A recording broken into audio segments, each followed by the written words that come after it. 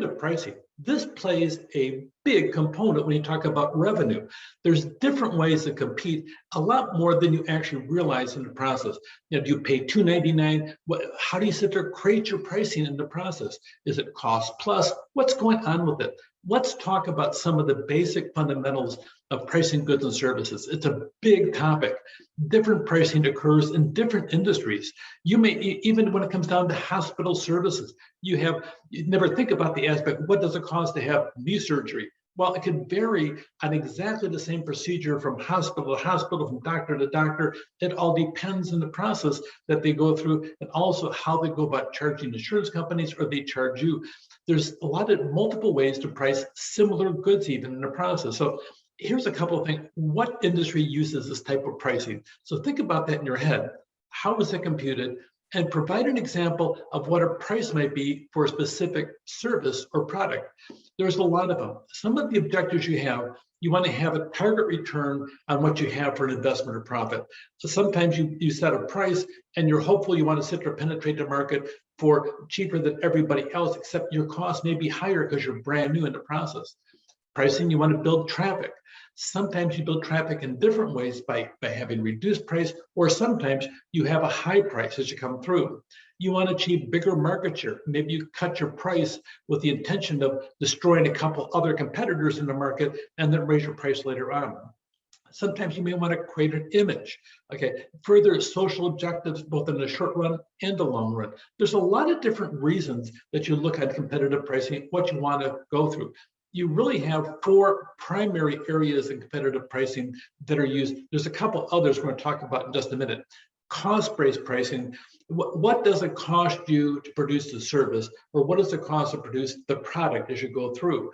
And is your product seasonal? Think about that aspect of it. Demand-based, you design a product so it satisfies the customers and meets the profit margins that you're looking for. So you sit down, you design a service, you price it to make certain that the people that are going to use that service want it, but you're going to make money on top of it. And then competition-based pricing. What are the competitors that are already in the industry that you're going into or that you're already in? What are they doing or somebody comes into it? What are they charging? You may have to sit to reduce your prices to match theirs, or maybe even raise your prices to make yours look like a higher end when it comes down to it. So, or you want to have price leadership. There's a story about a beer company called Miller High Life. In the process, on the East Coast, they were a cheap beer, and so they wanted to expand the market to the West Coast. So there are a lot of cheap beers in the West Coast. So what they did is they went through and they decided to call their beer the champagne of bottled beer. Miller High Life, the champagne of bottled beer. They jacked up the price 20%, and it went wild on the West Coast. And they used the same strategy, raise their prices on the East Coast. It caught on after about 18 months on the East Coast. Then all of a sudden, it became a premium beer instead of the cheap beer it was originally, just by changing the price and changing the label and also changing their brand by saying it's the champagne of bottled beers. So that being said, you'll have different strategies that you have in the whole process. Sometimes you go by a store and it looks like they're going out of business, except they've been going out of business for 5 years. So they have a market where they're deliberately undercutting competitors, making certain they are a cost leader when it comes down to you as a consumer, what your cost is going to be. You have to look at a lot of different things. What is your break-even analysis? That break-even is when your cost and revenue are exactly the same. That point is a magic point where sometimes you can sit down and hover there and not make any profit, but at least you're paying expenses. It's a big point that where you need to pay attention as an entrepreneur. What is your break-even analysis? If you're a new company coming out, that's a magic moment because of the fact that break even, and then you get 10% or 20% above that, and you can breathe a sigh of fresh air, say, I'm going to make it.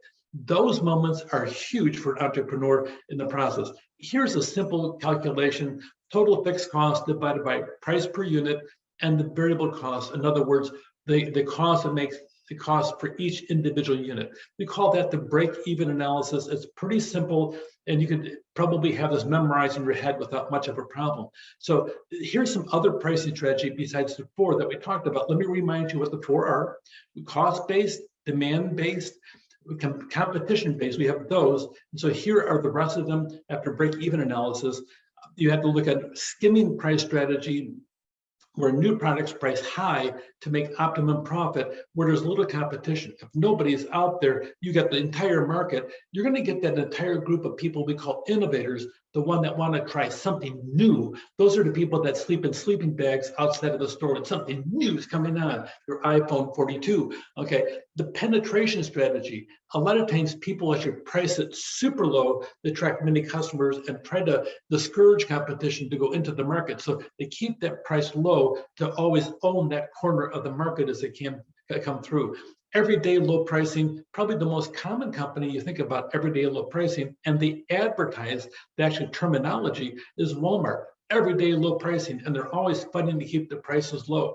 That is their marketing strategy as an entire retail chain, and it's been very successful as they're the #1 retailer on planet Earth. So here's some more. You have the original 6, then you have the break-even analysis, as well as this one. Some other pricing strategies: high-low pricing, set the prices high, higher than the everyday low pricing ones, but also want to make certain you have special sales and you can undercut the everyday low pricing strategies on that process as well. Psychological pricing. This is kind of a really odd area because psychological pricing really is based upon how the consumer perceives the price of your product. If you price something at $2.99, here's an interesting stat I came across.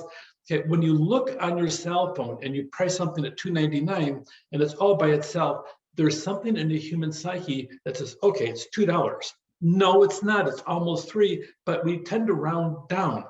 When you have another one on the same screen on the cell phone and it's $2.99 and the other one is $3.49, you tend to always round up on both of them. Also, that one's $3 and that's $3.50.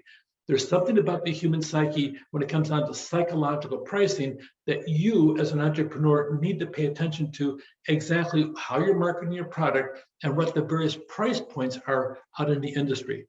So the 4 basics are cost-based, demand-based, competition-based, what's the competition doing, and then the skim pricing strategy as you come through. Competitive pricing, it's a big deal about revenue generation. You want to have all these 4 strategies plus the other ones we talked about in this section over here in your mind as you enter into your own personal business. Take care.